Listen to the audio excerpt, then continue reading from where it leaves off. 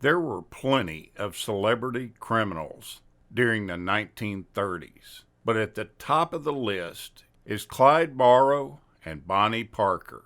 In the 1960s, America fell in love with them all over again in the movie Bonnie and Clyde.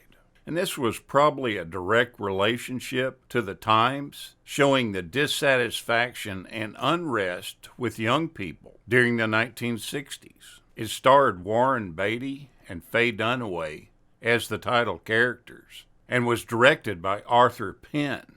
It features a great cast of supporting actors: Michael Pollard, Gene Hackman, and Estelle Parsons. It's considered a film that really broke new ground in what's called New Hollywood at the time. It was a landmark picture and pushed the limits of cinematic taboos in Hollywood. Its great success prompted other filmmakers to be more open with presenting sex and violence in their films. The end scene in the movie was considered one of the most violent and bloodiest of cinematic history. The violent gangster films of the 1930s were updated and adjusted in Bonnie and Clyde to a more romantic and comedic version of these films. Warren Beatty not only starred in the film, but he produced it, and he had a terrible time getting someone to direct it. He offered it to George Stevens, William Wyler,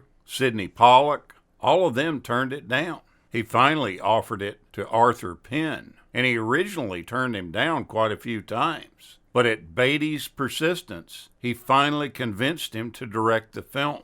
Initially, Warren Beatty was not going to play Clyde, he was just going to produce it. And at that time, he wanted his sister, Shirley MacLaine, to play the role of Bonnie. But when he decided to play Clyde himself, he decided not to use MacLaine for this role. Warner Brothers had little faith in this film, and they had even less faith in Warren Beatty. They offered him an unbelievable 40% of the gross, which was a big mistake on Jack Warner's part because the film went on to gross over $70 million.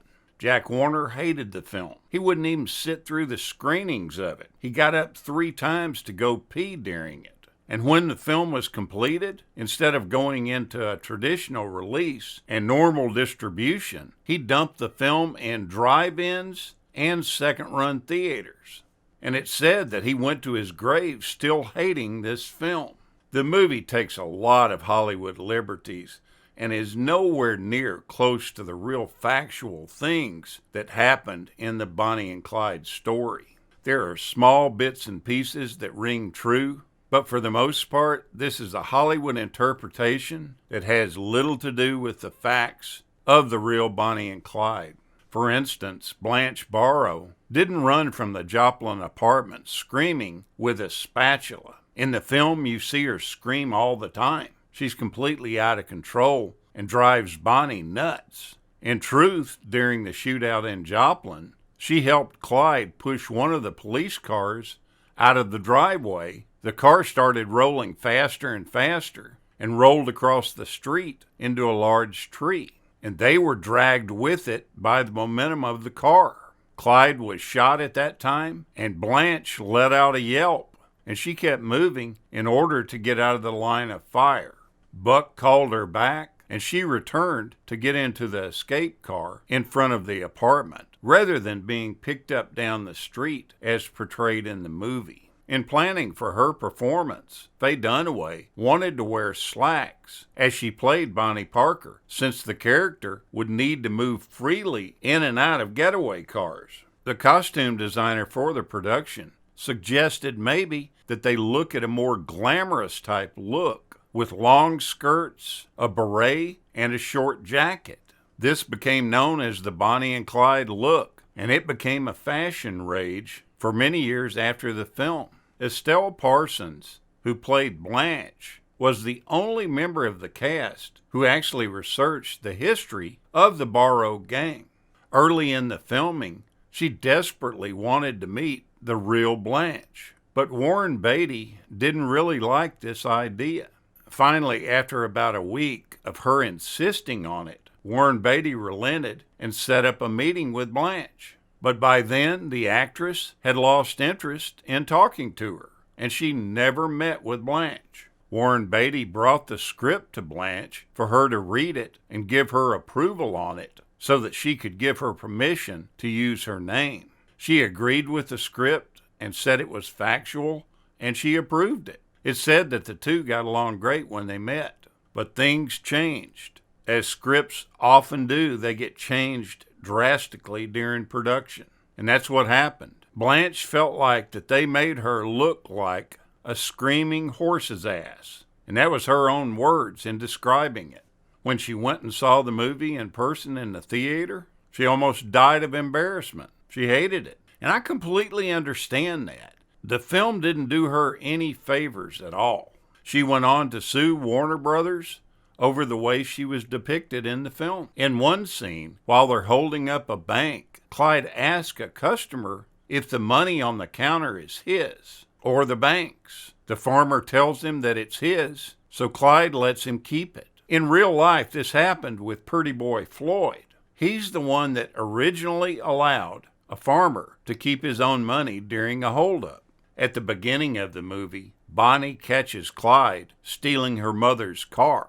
And during this was a point to where the censors went crazy because of the nudity that's involved at the very beginning. A lot of it is really concealed nudity, but it's obvious that she's standing there with no clothes on.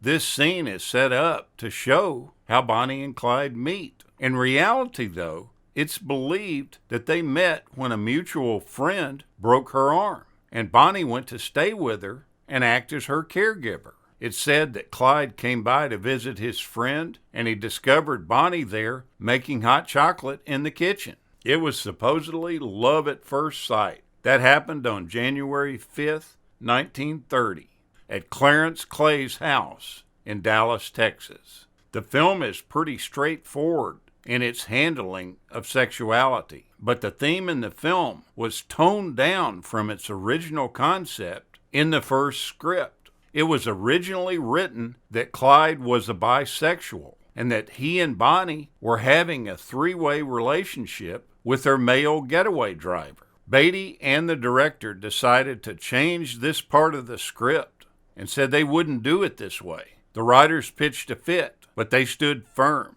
They felt like if they introduced this into the film, that this would threaten the audience's sympathy for the characters, something they were counting on.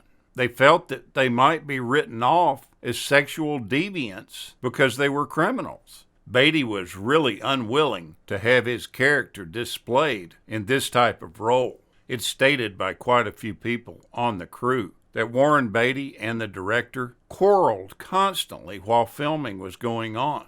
Beatty questioned almost everything that the director did. As a result, the rest of the cast spent a lot of hours waiting for them to settle their differences. All in all, I think this is a great film to go back and watch, even though there are a few things I really don't like about it. As you know, I usually don't criticize films too much, but there's something about the editing that's done here that I don't like. There's a choppiness to it that just doesn't seem to flow very well for me. The vehicle scenes are all done on a soundstage, and it's pretty obvious that that's where they were completed at. I think this may be the greatest thing that lends the film to not be very believable. I still think it's worth the time to watch it again. Thank you so much for watching, and we'll continue to chase the classics.